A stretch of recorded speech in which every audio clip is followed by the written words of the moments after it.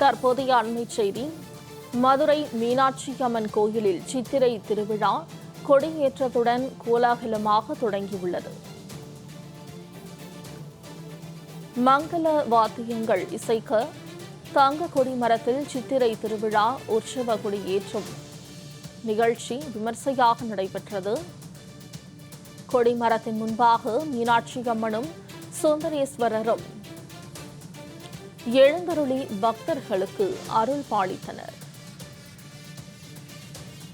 கொடியேற்றத்துக்கு பின்னர் சுவாமிக்கும் அம்மனுக்கும் பல்வேறு விதமான தீபாராதனைகள் காண்பித்து வழிபாடு நடைபெற்றது. சித்திரை திருவிழா கொடியேற்றத்துடன் கோலாகலமாக நடைபெற்றது. மீனாட்சியம்மன் கோவிலில் சித்திரை திருவிழா கோலாகலமாக வெகு விமர்சையாக நடைபெற்றது. இதுகுறித்த தகவல்களை செய்தியாளர் சல்மான் வழங்க கேட்கலாம். சல்மான், மீனாட்சியம்மன் கோவிலின் சித்திரை திருவிழா குறித்த நிகழ்வுகளை பதிவு செய்யலாம். உலக பிரசித்தி பெற்ற மதுரை மீனாட்சி சுந்தரேஸ்வரர் திருக்கோவிலுடைய ஆண்டுதோறும் திருவிழாக்கள் நடைபெற்றாலும் கூட பிரசித்தி பெற்ற திருவிழா என்பது சித்திரை திருவிழா ஆகும். இந்த சித்திரை திருவிழா என்பது இன்று கொடியேற்றத்துடன் தொடங்கி வரும் 30ஆம் தேதி வரைக்குமாக 13 நாட்கள் தொடர்ச்சியாக பல்வேறு விழாக்களாக கொண்டாடப்பட உள்ளது. இந்த நிலையில்தான் இன்று காலை மிதுன லக்கத்தில் அந்த சித்திரை திருவிழா கொடியேற்ற விழாவானது வெகு விமர்சையாக நடைபெற்று இருக்கிறது.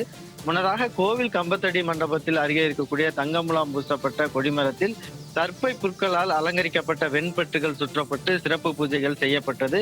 சிவாச்சாரியார்கள் வேத மந்திரங்கள் முழங்க மங்கள வாத்தியங்கள் இசைக்க தங்க கொடிமரத்தில் சித்திரை திருவிழா உற்சவ கொடியேற்றம் வெகு விமர்சையாக நடைபெற்றது.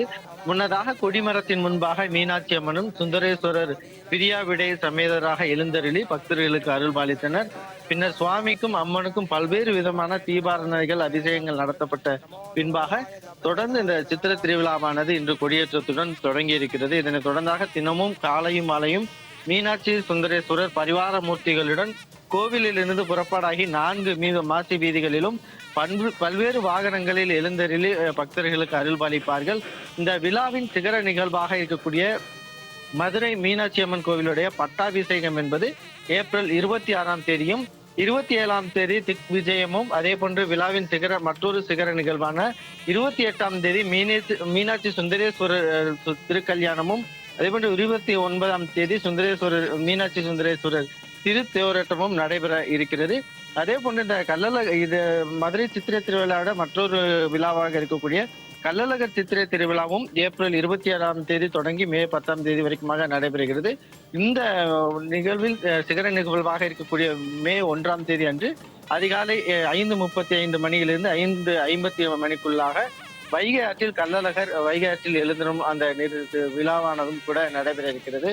மதுரையில் 15 நாட்கள் தொடர்ந்து நடைபெறக்கூடிய சித்திரை திருவிழா வெகு விமர்சையாக கொடியேற்றத்துடன் இன்று கோலாகலமாக தொடங்கி இருக்கிறது. மோனிஷா.